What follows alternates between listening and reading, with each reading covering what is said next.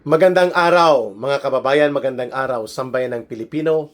Mga kababayan, mainit-init po ang balita na ito at mayroon na namang naganap na mass shooting sa isang pribadong paaralan sa Zamboanga City. I'm talking about Ateneo de Zamboanga.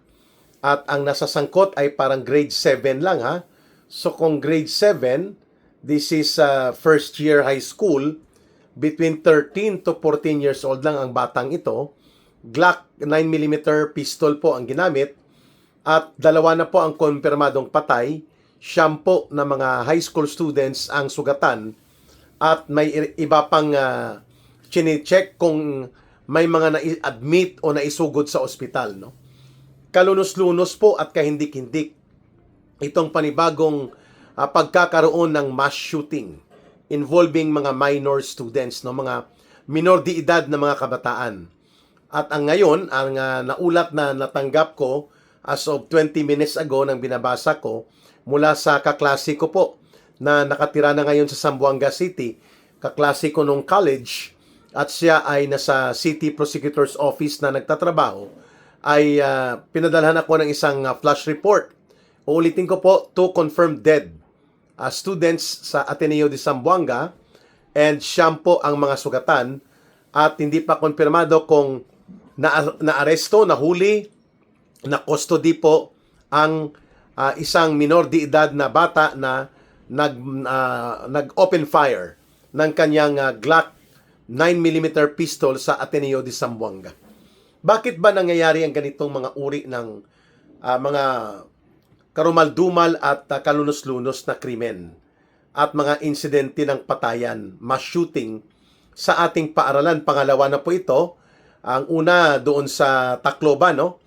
O sa Leyte, sa isang high school din po na paaralan kung saan ang patayata is sa 4, no? At humigit kumulang 11 ang sugatan. Dito naman ngayon ang konfirmadong patay pa lang ay 2 at mga siyam ang sugatan. At mayroon pang mga karahasan, no, na nagsasangkot o kinasasangkutan ng mga kabataan. Ano po ba ang psychology? Ano po ba ang social and cultural impact sa pag-iisip ng kabataan? Bakit nakakaya nilang gumawa ng ganitong karumal-dumal na mga pamamaril sa kapwa nila kabataan at mga guro, no, sa paaralan? Una po ay ang napaka-seryoso at napakalawak na epekto po ng or negative side ng internet. Nakaka-access po sila ng mga gang and mga violente na uri ng mga impormasyon sa internet na hindi naman po nare-regulate. Halimbawa, yung mga mass shooting sa Amerika, yung mass shooting sa Europe. Kaya po itong mga impormasyon patungkol sa pagbubuo ng gang, paggamit ng karahasan, paggamit ng baril, at yung pag-glorify ng mga kabataan sa pagiging sangkot sa pagsasagawa ng mga mass shooting ay nakakaapekto po sa kultura at pananaw at sa social behavior ng mga kabataan din po sa ating bansa. That's number 1. Pangalawa po, yung kakulangan ng mahigpit na interaksyon sa pagitan ng mga magulang at ng mga school authorities at ng mga community leaders upang nang sa ganun ay mapag-usapan at magkaroon ng guidance, monitoring, and support supervision at mga support intervention para po sa ating mga kabataan na mayroon pong tendency na malulong sa karahasan. Number 3, ito pong kawalan ng programa ng tuloy-tuloy na mga counseling and pagbubuo ng guidance team and pag-facilitate ng mga mabubuting interaksyon sa loob ng paaralan, pati po pagdating sa komunidad. And ang pang-apat, ito pong negatibo na impluwensya ng mga games sa internet at pati po sa mga computer games na ito na madaling ma-access ng mga kabataan. So yung kultura ng violence, the culture of violence, and somehow the social behavior ng kabataan batay po sa kanilang mga nakakalap na impormasyon mula sa internet at ang kakulangan ng parental intervention and guidance sa kanila. including ang mahigpit na school regulatory policies upang hindi po maging madali ang pagpasok ng armas, ang paggamit ng karahasan, at yung pagbibigay po ng pananaw na tama sa kabataan.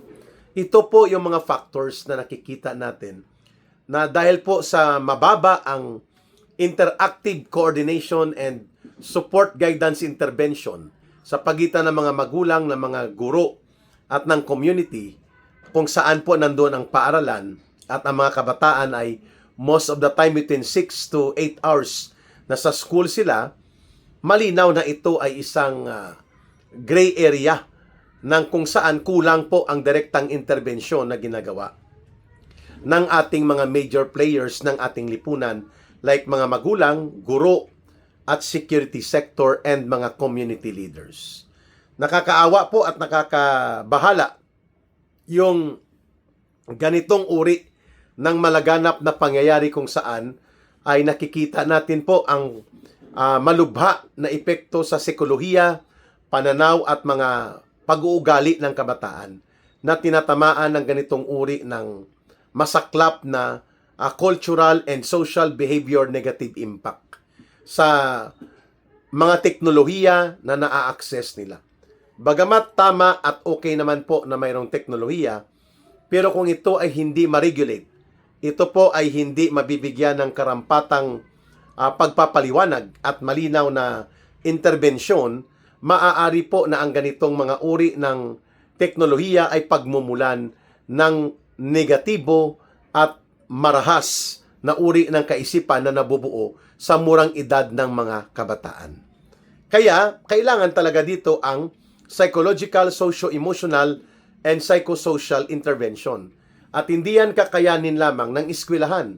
Kailangan po ay multi-sectoral yan. Mga magulang, mga community leaders, school authorities, at pati po yung law enforcement and security function ng ating gobyerno upang mapangalagaan ang seguridad ng ating kabataan, ang kanilang mental health, at ang safe environment sa mga paaralan ay mapapasiguro. Mantakin mo, kung grade 7 lang ang iniulat na grade nitong batang ito, kung totoo itong ulat na nakuha natin na siya ay mga between 13 or 14 years old lang mga kababayan, mukhang malala at malubha na ang tama ng karahasan na impluwensya ng internet, ng social behavior ng kabataan sa kasalukuyang henerasyon. Pangalawa, ay puro din po mga bata ang nabiktima dito. No? Equally, mga minor de edad din po ang nagsuffer. At hindi pa natin alam kasi may sinasabi na pati mga guro, pinagbabaril niya. No? On a sketch report na ating nakukuha ay pinagbabaril po pati ang mga guro.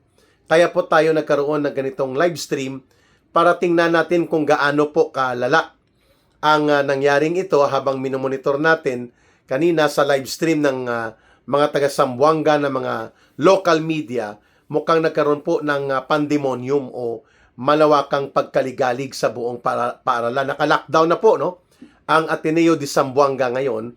At napag-alaman natin na mukhang ang tatay nito di umano ng shooter na na-identify na isang minor de edad, either grade 7 or grade 8 na ito. As per sketch report, ang tatay nito ay nagtatrabaho bilang isang customs officer sa Zamboanga City. At hindi pa natin nakukuha kung kanino nanggaling itong Glock 9mm pistol na ginamit po sa mass shooting. Pero as of now, naka-lockdown na po ang buong paaralan. At ngayon, ay mayroon na pong mga pagresponde na nasusundan natin sa mga local media na nakakausap po natin sa Zamboanga City.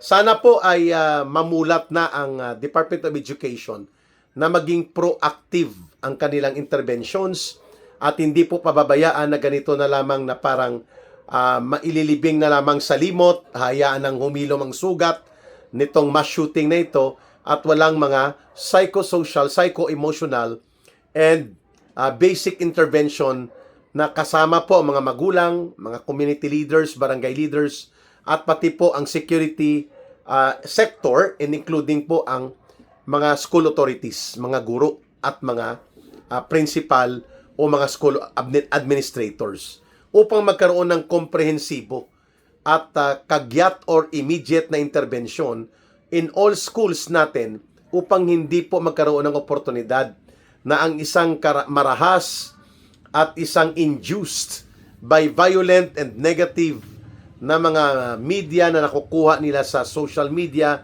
at sa internet ay lumaganap pa sa maraming mga kabataan, lalo na at vulnerable po ang edad nila sa edad na 13, 14, 15 hanggang 16 ay age of ambivalence po ang tawag dyan. No? Panahon ito ng pagkaligalig ng kabataan kung ano at saan patungo ang kanilang direksyon sa buhay nila.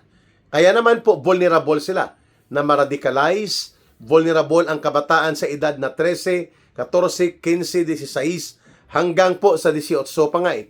They are vulnerable and very prone to psychological manipulation. They are vulnerable and prone dito po sa radicalization and extremism.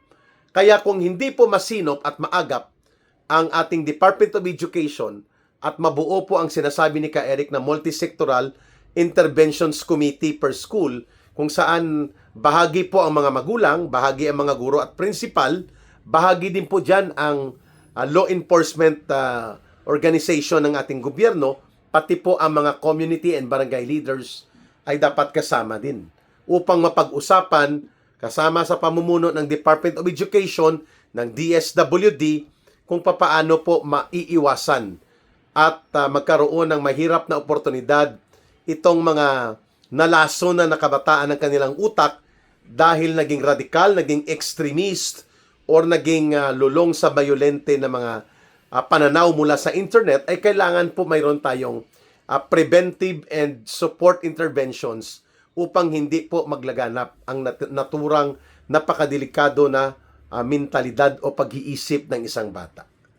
At habang inaantay natin po ang pagkakaroon ng masusing investigasyon, ano at sino at paano po nakakuha ng baril itong minor de edad na estudyante ng Ateneo de Zamboanga, ay kailangan pong i-revisit na rin siguro itong Juvenile Protection and Delinquency Act ni Kiko Pangilinan, na kung saan po ay mahirap ang pag-prosecute at pag-custody sa mga pag-commit ng krimen kagaya nitong mass shooting dyan sa Tacloban at dyan sa may or area ng Leyte at dyan po sa may ngayon naman ay area ng Zamboanga.